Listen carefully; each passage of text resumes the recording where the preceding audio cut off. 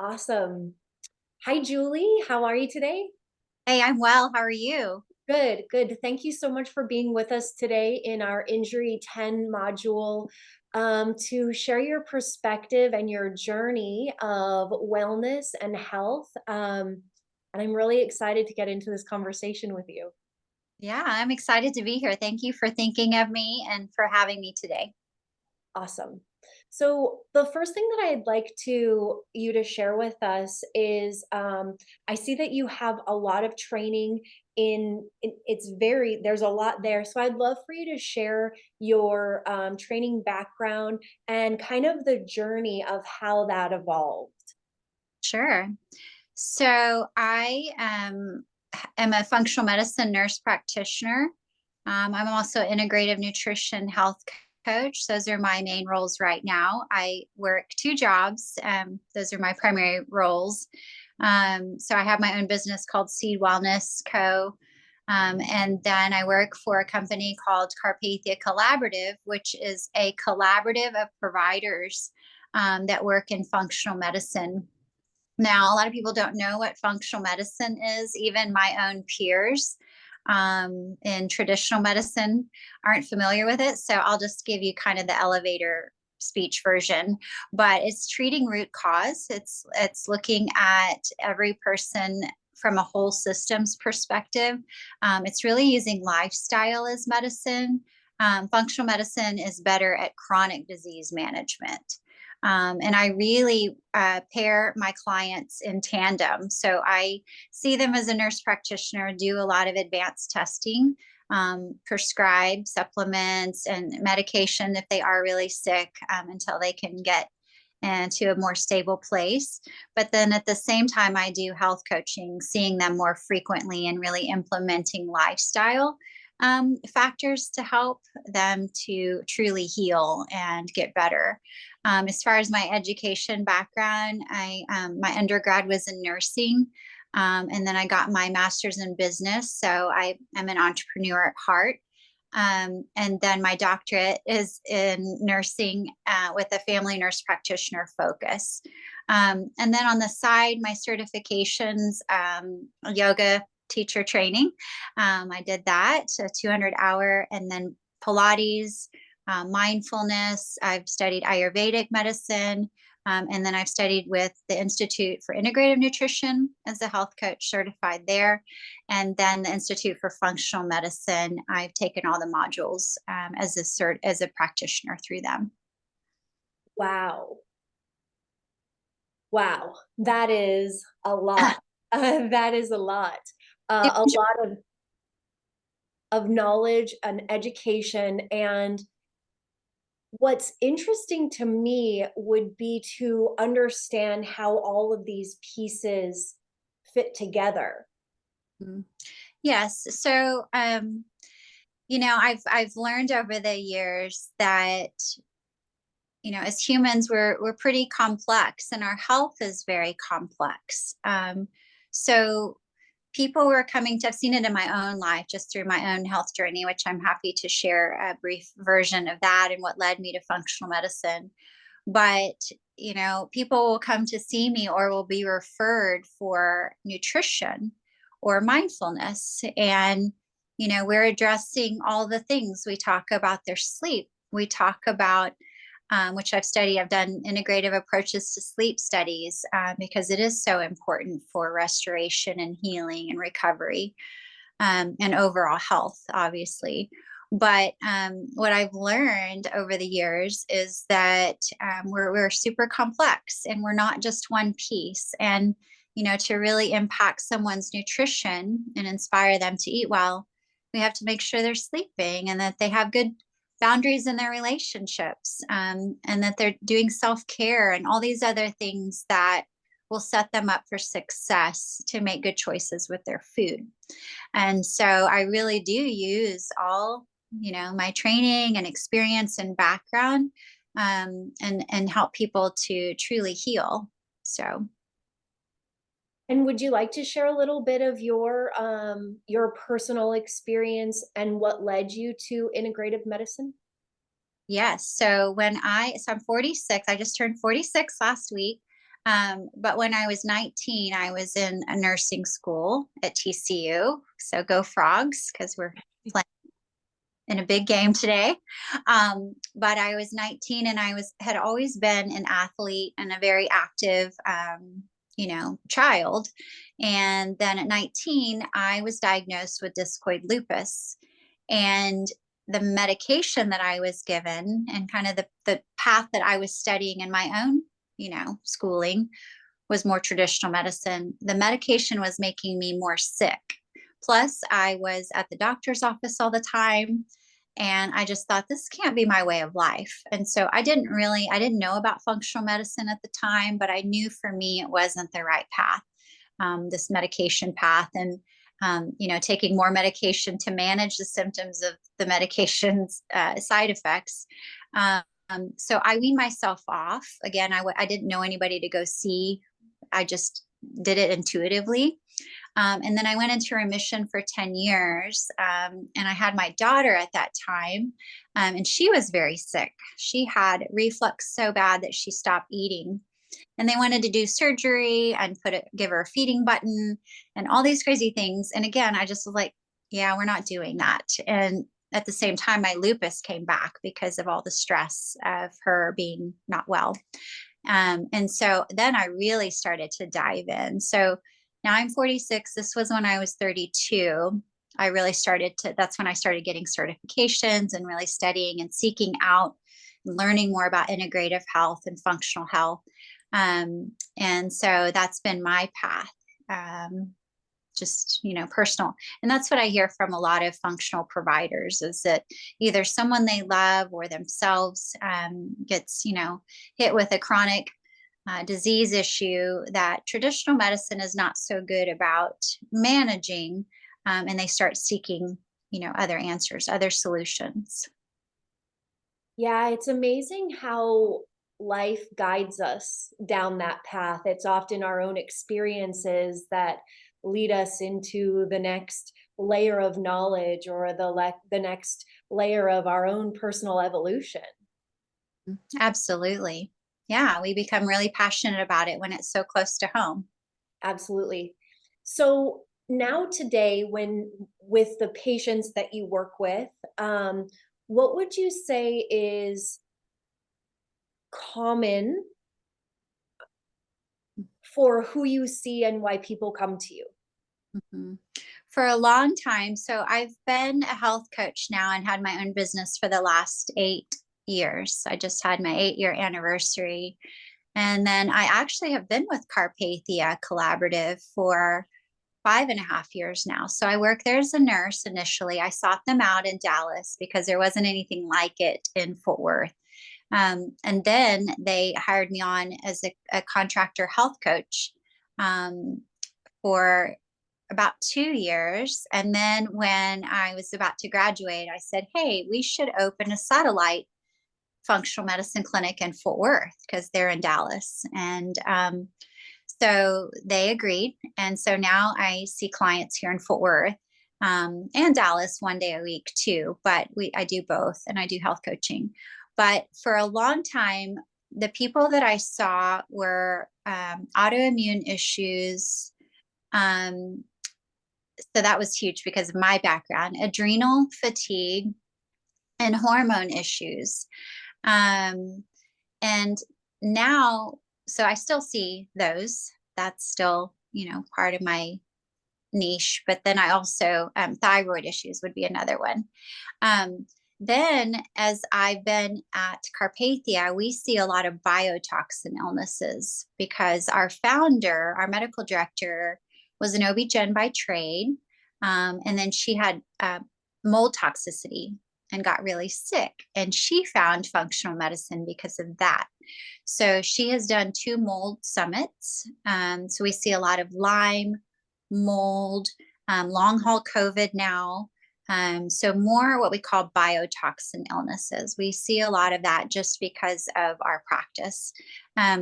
And then another group, as my own personal, experience, mental health has become a huge population for me over the last 3 years, especially with COVID. but then just my own personal experience and passion for that field. And then I'm even seeing more, which I'm super excited. Teenagers and people in their 20s. They're just, maybe they're starting to get diagnosed with autoimmune issues. Some of them have had mold and Lyme, or they're just wanting to choose, a better path for their health and wanting to dive in deeper and be more prepared for their future. So I love that too.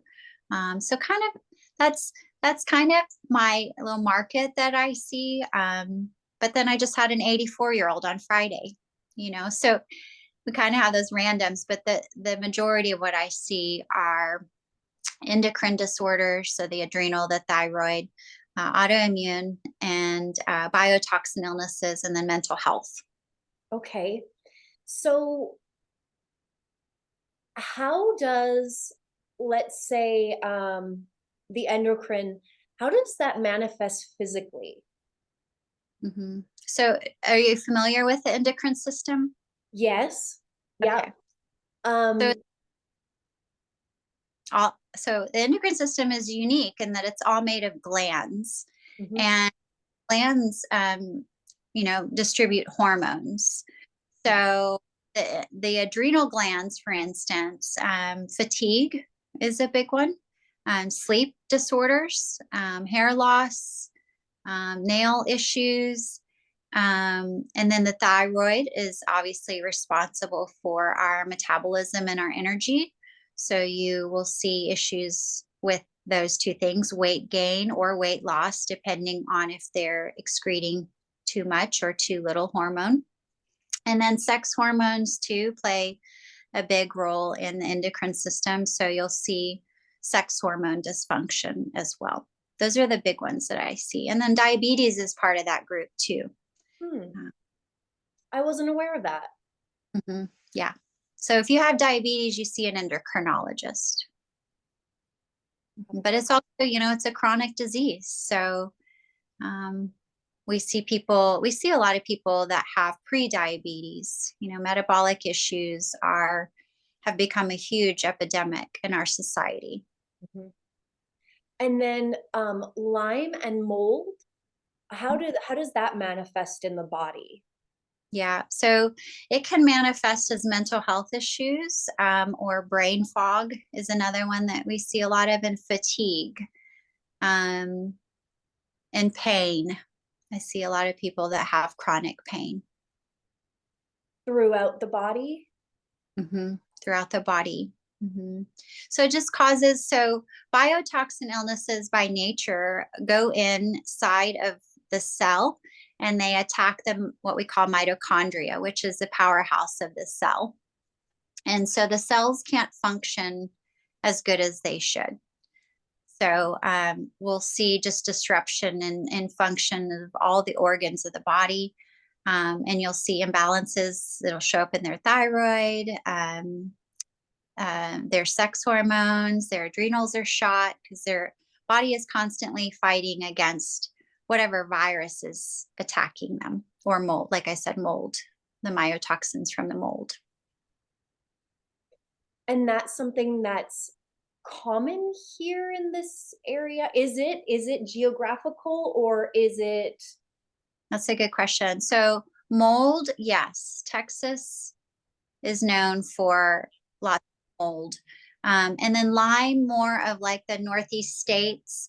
But a lot of people will go to camp, or they'll travel with their families, or they just camp around here. And so those are what we call vector-borne illnesses. Lyme is from ticks. So, and vector just means it came from a carrier, like a tick. Okay. And so what's the process when people come to see you? So you mentioned that you do a lot of different tests. So I'm guessing that those are blood panels. Do you also do urine, or stool, or what kind of tests are you doing for people who are coming in to see you? Yeah, so I mentioned earlier about functional medicine being a multi-systems approach as opposed to well, my arm hurts. And so we just look at the arm like a single system. So we look at each person as a whole. So first, really, it starts out by the clients filling out really long paperwork. And this involves their history from their mom's pregnancy. Of course, their family history is part of it too. But as far as them as an individual, their pregnancy history with their mother, and then their childhood history, all the way until this point in time. So it's a pretty lengthy, depending on how old they are and how much exposure they've had. It can be a pretty lengthy process, just them completing the paperwork. Then we, as providers, spend a good hour and a half, 2 hours, again, depending on how long it is, reviewing all that paperwork and really formulating a plan before we even see them. This is all happening. And then the person comes in. The first session is a good hour and a half, usually at minimum. Sometimes mine go over because I do see a lot of people for mental health. And so that's, it's very sensitive information. So sometimes my visits tend to run a little bit longer than that. But we go over everything from their diet and sleep, so more lifestyle, to medications, obviously, and then symptoms that they're having. So we go over each system and we talk about how things are showing up for them right now. And then based on all of that information, I kind of come up with a game plan for labs that I want to order. But I kind of mentioned that we work as a collaborative. So every Friday we discuss any unusual cases, complex things that maybe we're kind of at a loss, or a point that we've reached the end of our ability of kind of what we're thinking. And we work together and we discuss those cases, and we discuss plans of care. We discuss other tests. And then based on those tests, we develop, or the results, I should say, we develop a plan of care. And you asked about tests. So blood work, we can get, pretty detailed advanced work compared to kind of traditional medicine. We contract with a bunch of unique kind of boutique labs that do more specialty testing. But for instance, like cortisol, which is our major stress hormone, that's best tested through saliva. So we do saliva tests, urine, stool, blood. We use it all. We do hair. We can do lots of things. We can do nasal cultures if people have like chronic sinusitis. So we can run pretty advanced testing to get more detailed results. And how often would you say that nutrition and what is being put into the body is a major factor when it comes to symptoms and issues? 100% of the time. We use it as medicine. It's always part of their treatment plan, always. And some people have more sensitivities than others. But with chronic disease management, overall nutrition, that's a non-negotiable. It's always part of the plan. And do you create like a meal plan for someone? Do you do allergy testing or food sensitivity testing? How do you create that nutrition plan for the individual? So at Carpathia, we use the Institute for Functional Medicine is who we use as our guide. We always start with gut repair. So I don't know if you've heard of leaky gut, or kind of the fancy medical term is increased intestinal permeability. So we always start there because typically when people have chronic disease, there's a link with leaky gut or increased intestinal permeability. So along with gut repair comes an elimination plan or elimination diet. And that's the gold standard for food sensitivity testing. There are blood tests out there, or finger pricks that you can do for food sensitivity. But the gold standard is still eliminating the food for 3 to 6 weeks and then adding it back in one at a time. So we start with a gut repair and the elimination plan, and then just based on why they're there. So if they have cardiometabolic issues, then IFM has a cardiometabolic plan, for instance. Or if they have high histamine issues, we have low histamine plans. We do have health coaches on staff, me being one of them too. And then we have a registered dietitian that's functionally trained as well. So we work as a group. People will either be paired with a health coach or a registered dietitian based on their issues, and they implement the plans that we prescribe.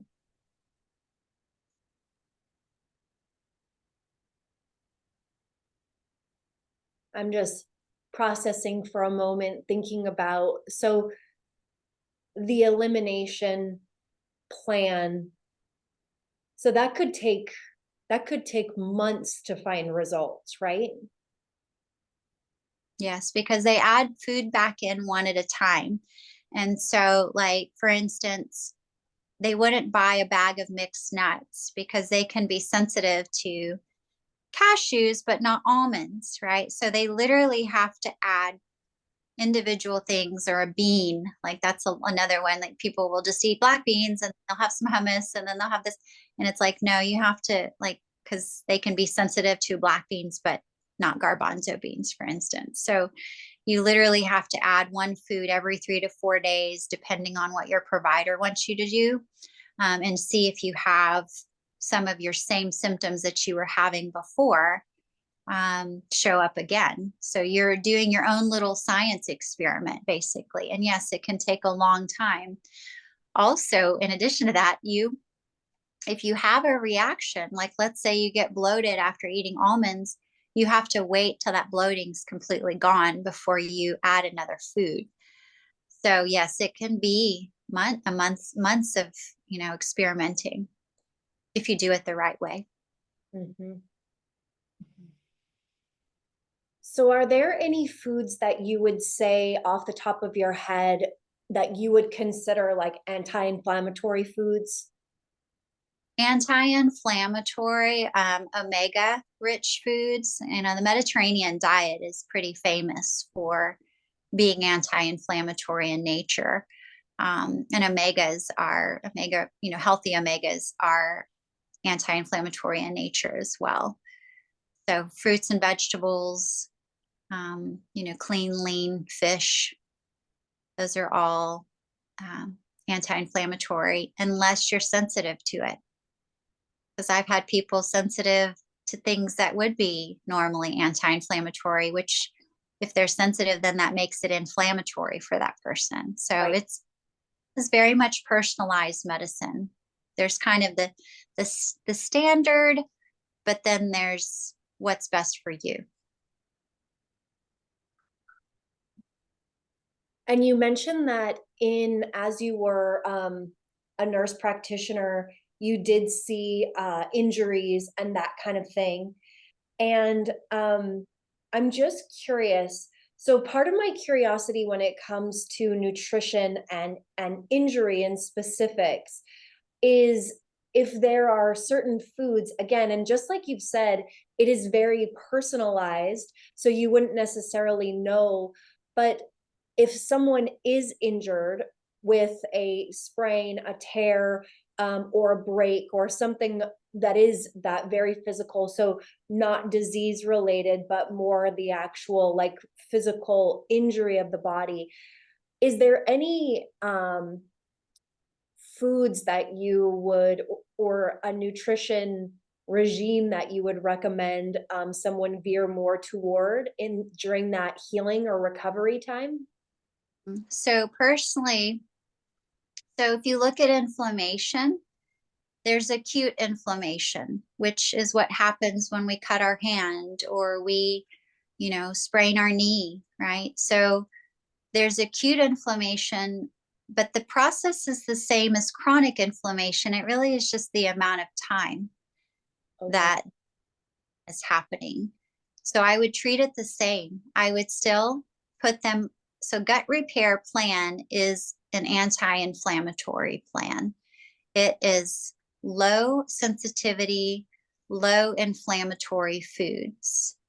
So I really would do the same thing.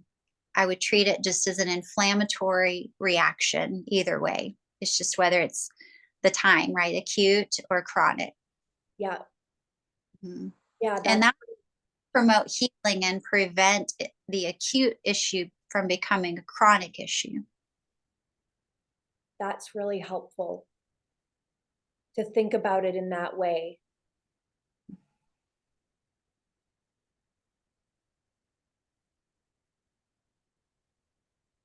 I'm just sorry, I'm processing a little bit more. Um, And I've had people, I have seen over the last few years, I've had chiropractors, uh, physical therapists refer to me a lot, people that do have chronic pain, which what I found is that I do see a lot of people that are type A, and I feel like energetically I attract that because I am type A and okay. have had fatigue. And so I attract people that kind of go down that path, if you will.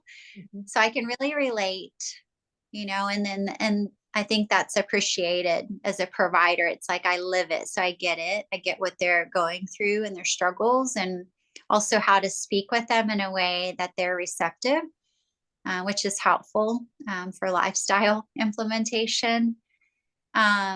But what I have found with chronic pain, for instance, is if people have had a lot of trauma or just a very stressful life, whether it was by choice, like them choosing to be overachievers, or just unusual things, maybe divorce, moving a lot as a kid, like stressful things that have happened over there, or having a sick child, right? Or having their own, or being a caregiver for somebody. So whether it's induced, they've chosen to be overachievers, or kind of unusual situations, it's all these hits over and over and over that are very stressful for the body.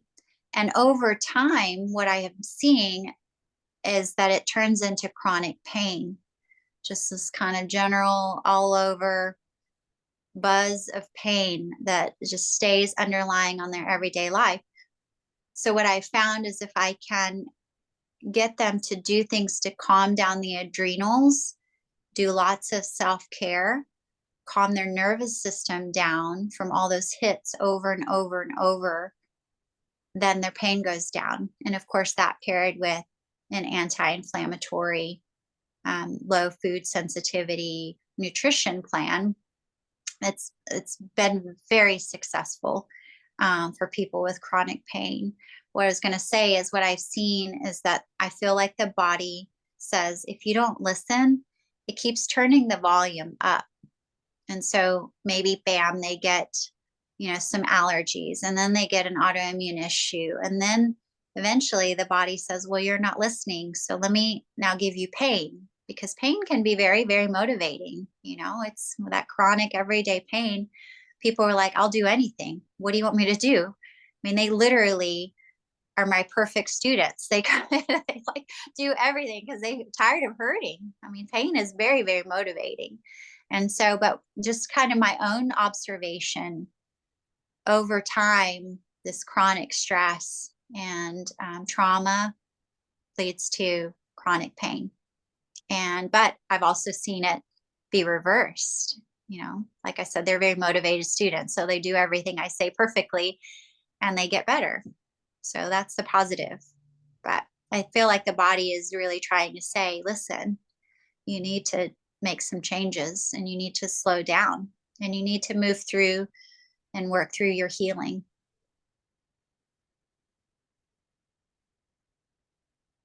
So with the coming kind of back to how I talked with a chiropractor recently, and he shared that pain can be cured through the gut. and through, the nutrition and what you put in your body. And from an Ayurvedic standpoint, one of the key points that I love about Ayurveda is that it makes you aware that what you're putting in your body literally becomes your body. Mm-hmm. Mm-hmm. And all of a sudden it's more important because you're like, I don't want this junk to become my body, and making that connection. And so with healing the gut and the biome, right? Through taking things out and then adding them back in, are there other things that you're adding in, like probiotics during that time, or anything like that? Yeah. So the gut repair by nature it's the food piece. So you remove foods, like I said, that are high sensitivity for a majority of people, and then high inflammatory. So that's step one. They call it the 5 R's or 6 R's. It just depends on which program you're looking at, but each R stands for something. I group it into three because everybody I see is adrenally fatigued, and I try to keep things really, really simple. Now, our adrenals are what produce our stress hormones, by the way. Yeah. And so live in this chronic stress, whether it's induced or unfortunate situations, or you have autoimmune issues where your body's constantly fighting against itself. Those are all stressful things, right? Just depends on how it's showing up. But chemically, it results in the same thing. The adrenals get really exhausted. Um, but so that, removing foods is one. Two is repairing the lining of the gut, because that's the leaky part. And then three is replacing good bacteria. So probiotic, we do a gut repair powder, and then we do the food plan. So those are the three, how I simplify it.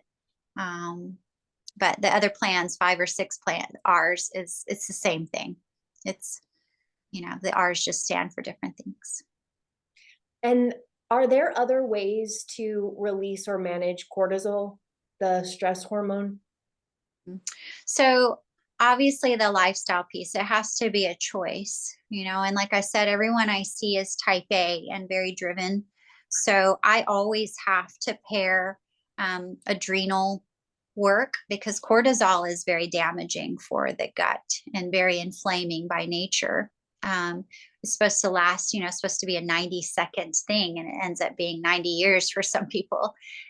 So we're definitely, and I would say our society, technology is really good. We get access to a lot of things, but as you know, we can be overusing it and not taking good breaks. What was your original question? I apologize. I can ramble sometimes. That's okay. It was, Or the adrenals resting. and Re- cortisol, and if there are other activities or other lifestyle suggestions that you have to help to reduce. Mhm. So cortisol, obviously resting, and I don't mean just sleeping. I mean, taking breaks throughout the day, switching from CrossFit and Orange Theory to Yin Yoga and walks and gentle things, because again, those all, when you're healthy, it's okay to do those things. But when you're adrenally fatigued, it just creates more cortisol and more stress on the body. So that's a huge piece too. Cortisol actually binds to carbs. So, having a good, healthy protein and fat rich diet, but then also some healthy carbs, for it to bind and for you to excrete it. That's important as well. Um, and then I use, like today, I gave a essential oil blend for someone to put on their adrenals. That can be really healing too. And then supplements like adaptogenic herbs, like ashwagandha is one. Um, those are really helpful. I like using blends of adaptogenic herbs to help people. We do a cortisol test to kind of see, there's a cortisol curve. And so some people can be below the curve, for the whole thing, or they can have periods of highs and lows, and we will supplement them accordingly. Another way to help cortisol, and this is the number one thing I recommend, is breath. I have everybody do deep breathing because that takes us from sympathetic, fight or flight nervous system, to parasympathetic, which is rest and digest. That's where we are calm, our blood pressure and heart rate's normal, our cortisol levels are normal. So it's pretty complex, actually, just depending on where people are. But that's kind of the general treatment, if you will. So this may be a silly question, but there's a lot of talk of a low carb diet and that kind of thing. And so if you're in a uh, high adrenal fatigue and you're producing a lot of cortisol, and the cortisol doesn't have those carbs to connect to, does that cause a problem in the body?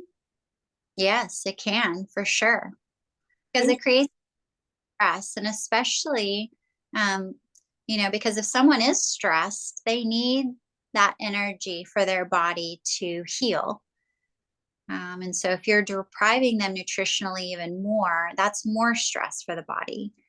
So, and it doesn't have to be, carbs can come in fruits and vegetables, and some people are even avoiding those. So, it definitely can be an issue. And from a nutritional standpoint, again, this may be a silly question, but do you think that you can get too much fruits and vegetables? Do you think that there should be a limit um, in a healthy diet? So my answer to these kind of questions is it always depends. So like if someone has candida overgrowth, which is also known as yeast, they love sugar. So I would limit someone like that with too many fruits, for instance. And then if someone had um maybe they were on blood thinners, or they were getting a lot of bruising, I wouldn't necessarily give them a ton of green leafies all the time. So it's really just about balance. I feel like that's not usually the problem, though. The problem is not enough. Um, so I'm just trying to get people to eat. Now it's recommended 9 to 12 servings a day, with maybe two of those being fruit because of the sugar piece. But most of the people I see have candida overgrowth as well, which is again a yeast. Mhm. Yeah, that's a curiosity from my own standpoint. I've tried a lot of different nutritional paths like paleo and that's probably I lean more toward vegetarian at this time in my life. Um I haven't eaten red meat since I was 8 years old, so it's been a while for that. And certain nutrition paths is it's like you can't eat too much spinach. Hmm. Like you literally you could have a bowl, like a full bowl of spinach, and it wouldn't be too much spinach. But as I'm learning more about Ayurveda, that's been really interesting too, because it talks a lot about the cooked component of how raw vegetables affect our bodies in different way to cooked vegetables or steamed vegetables, or and so that's an interesting component when it comes to like, how do I feel when I eat a salad and it's all raw? I feel different than when I eat roasted vegetables. Hmm.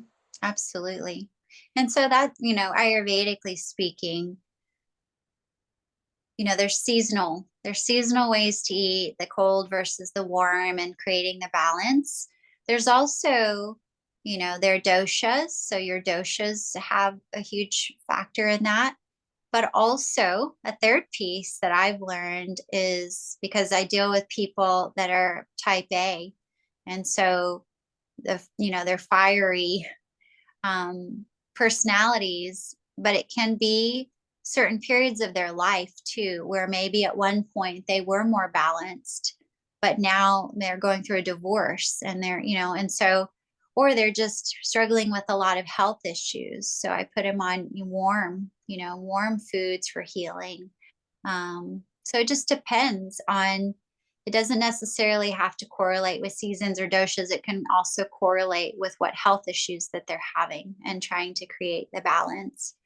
But for back to you, like someone like you, when greens are, like I said, most people I see, um, I'm like, you need to eat more vegetables.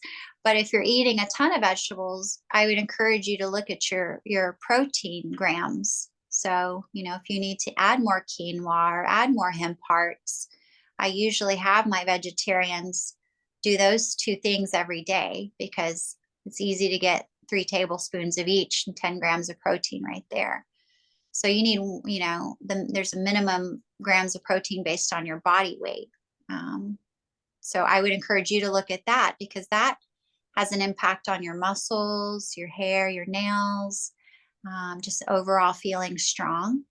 That's really important. So I would, it's a balance, right? Like whatever comes naturally to us, that's the easy part. We need to look at what's not easy and make sure we're doing that too.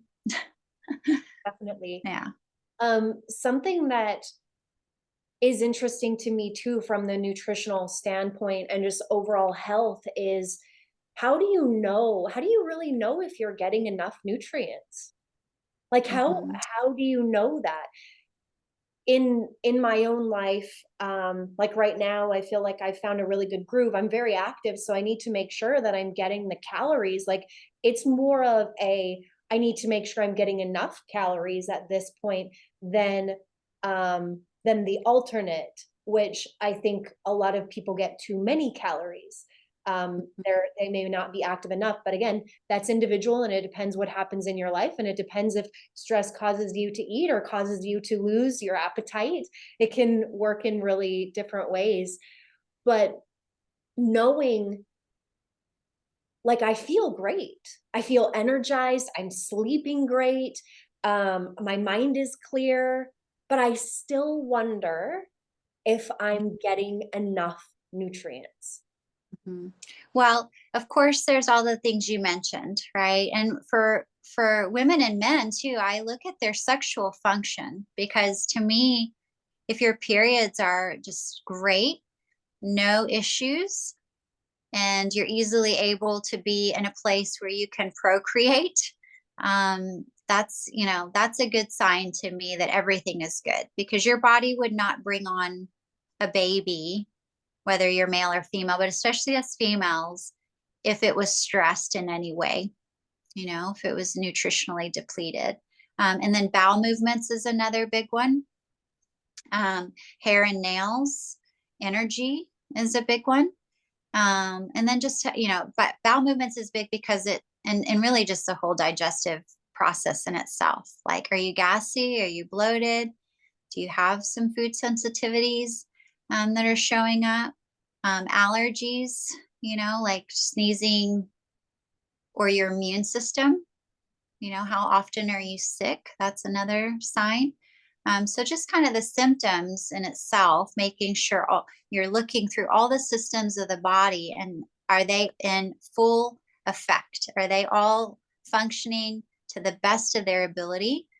But then we have tests too. We can do a functional nutritional evaluation that would check all your levels to see if you're low in something. And then we just prescribe based on what your body comes back as.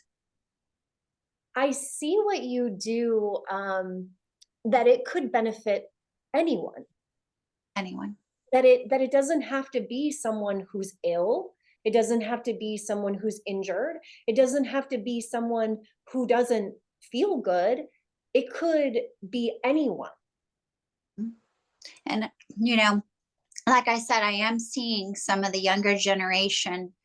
And it's because, honestly, because their parents or someone that they love said, hey, It's encouraging.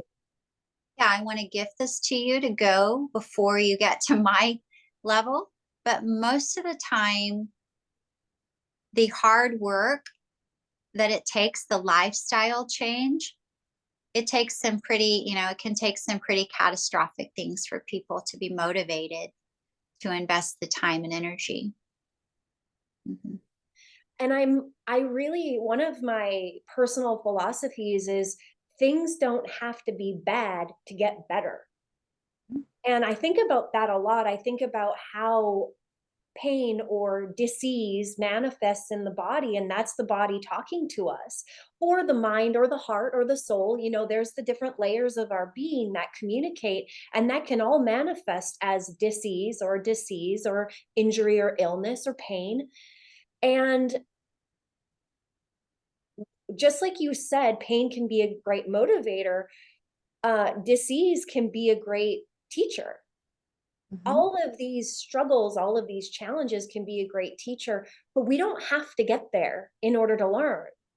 Mhm. And Yeah, so educating people, just like doing your yearly physical, just like going for your yearly PAP, can we go yearly to a nutritionist and see how we're doing? absolutely. And I think, that the trend is heading that way. Um, we have been trained to treat disease, for the most part. But now you're hearing more about lifestyle medicine and biohacking and longevity, and how to prolong, not just prolong life, but prolong life with health and joy and wellness. And so that shift is happening. Um, but for the most part, traditional medicine is in response to Yeah. diagnose, treat the issue. Yeah. And so for you, personally and in your business, uh, what kind of program would you have or process would you have for a healthy person who just, wants a checkup, if you will? So we do a blood panel that checks everything from their lipids to their sex hormones, complete blood count, a complete metabolic panel. Um, I do like that nutritional evaluation test. It's called a NutriEval. Um, that's just a great way to see, like, how are you? You think you're eating well and you take some pretty good supplements. Um, but what is your body really lacking? And so that's kind of, those are some good things. And then just looking at how they're living and making suggestions, for opposites. So again, if I have someone that's doing Orange Theory and running and kind of doing some endurance stuff, but then they're missing yoga, I prescribe yoga, right? So I take every aspect of their life and make sure that it's optimal and balanced. So we can all use, having someone come in and kind of examine those things with you. I mean, I have my own team of people that helps me stay balanced because we don't always see that. We think we're doing pretty good, but there's always room for improvement. Sure, for sure. And so how can people, like, how do we find out about what you're offering and your program and your coaching, nutritional coaching, or Yeah. So my coaching is Seed Wellness. That's the name of my business. And so Instagram, I'm in the middle of rebranding, to where I'm going to offer more group based things, videos. I just wrote my first e cookbook. So that's all going to be, coming out pretty soon. But seedwellness.co is my website that we're redesigning right now.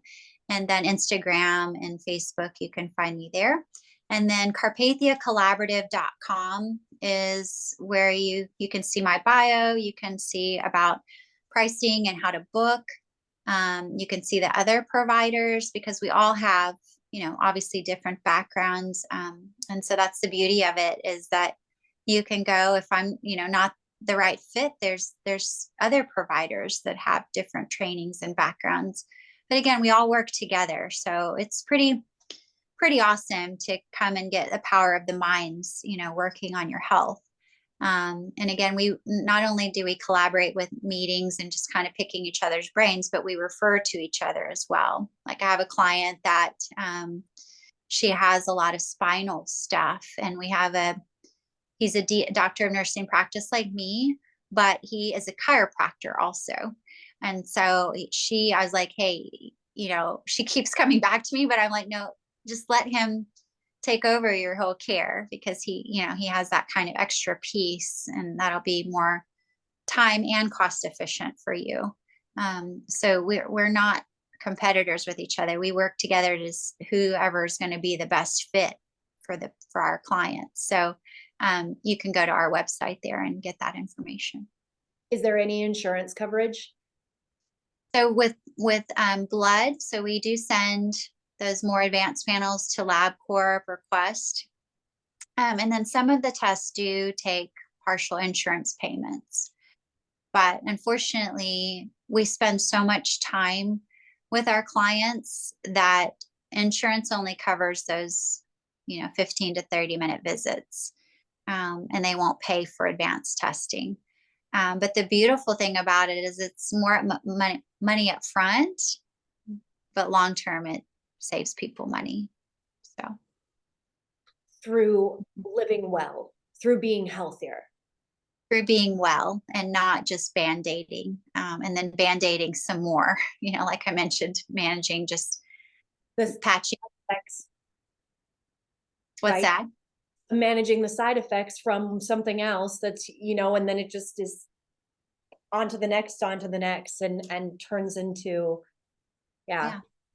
So for instance, like high blood pressure medications, hypertension medications, I think the percentage is about 80% of the time will cause diabetes.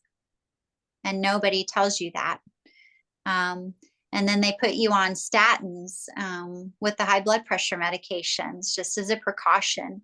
And so that's not good. And again, what's causing you to have high blood pressure? Like go after that.